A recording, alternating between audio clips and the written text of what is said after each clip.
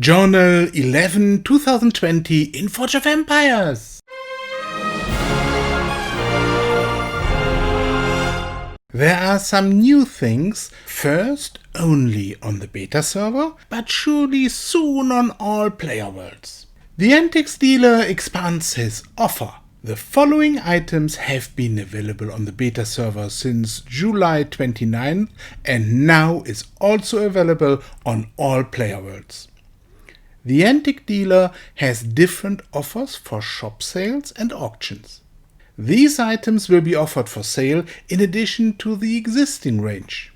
So if after the fall event you are still missing an upgrade kit for one of last year's main prizes, you will probably find it soon at the Antiques dealer. That's good to know.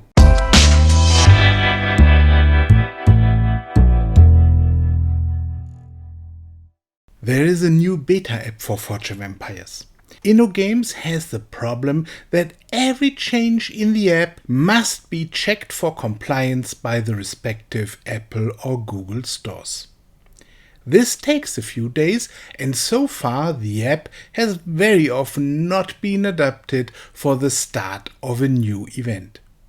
App players were not able to test, but a test would be important there as well. Now, InnoGames presents its own app store for beta players in web version. In order to prevent this beta app from biting into the normal app when updating, it is recommended to suspend the update of the normal app. This should be possible via a dialog that should look like this. By unchecking the box, the normal version of the game will no longer be updated. This didn't work for me, but this may be due to the fact that I'm actually an iPhone user and Android always seems a bit strange for me. I simply deleted the normal version. Then I went to that Spanish domain via the browser and downloaded the game. After the download, I start the installation, which leads to a pretty tough warning. One of the basic Android protection mechanisms must be disabled for installation. With this version, you should limit yourself to the beta server. You can access all player worlds with your existing accounts, but if a new feature is implemented in the app and the server doesn't know about it yet, this can have unexpected effects. For such tests, the beta server was set up and it is always the last one in the selection list. If errors are found while playing the beta app, please post them in the beta forum and not as a comment in the Google Play Store. We don't want to damage the reputation of the game by bad comments, and we want the developers to read the feedback quickly. Such a beta server is based on mutual trust. So let's work together with InnoGames on the future of our game.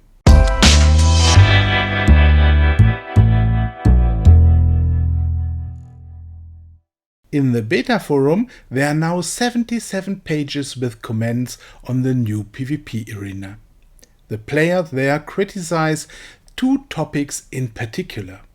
First point of criticism: a PvP arena where players cannot play themselves is not PvP.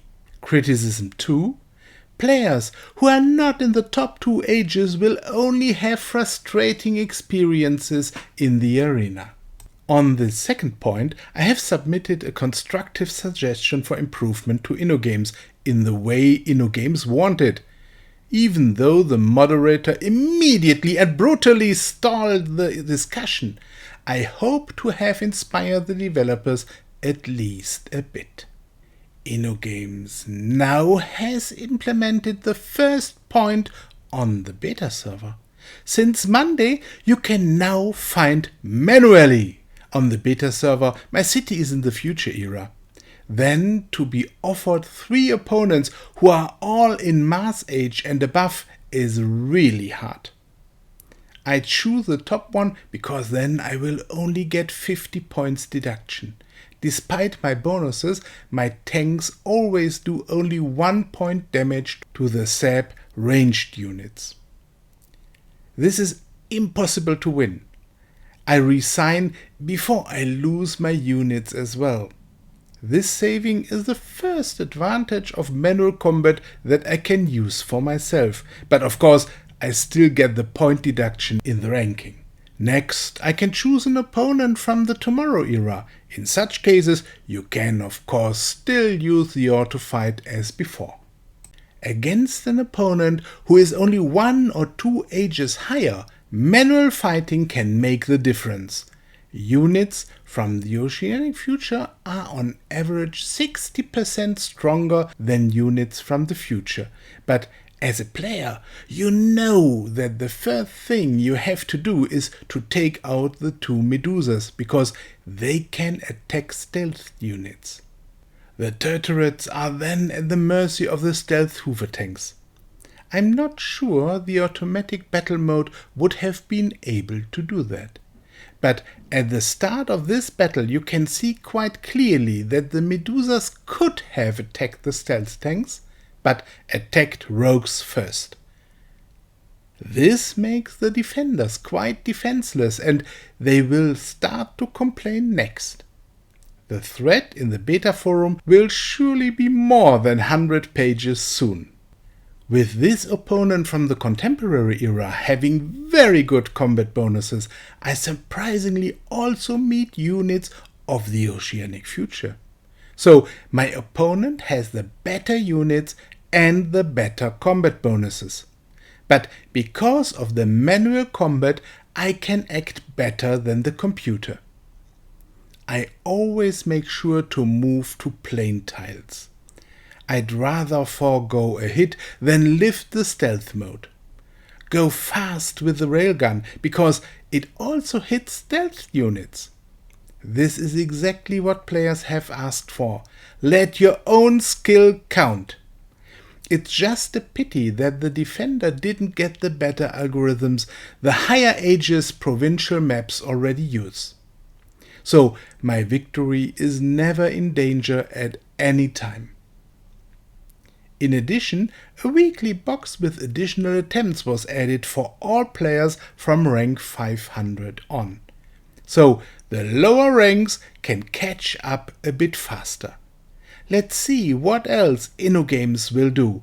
The direction of the changes is right.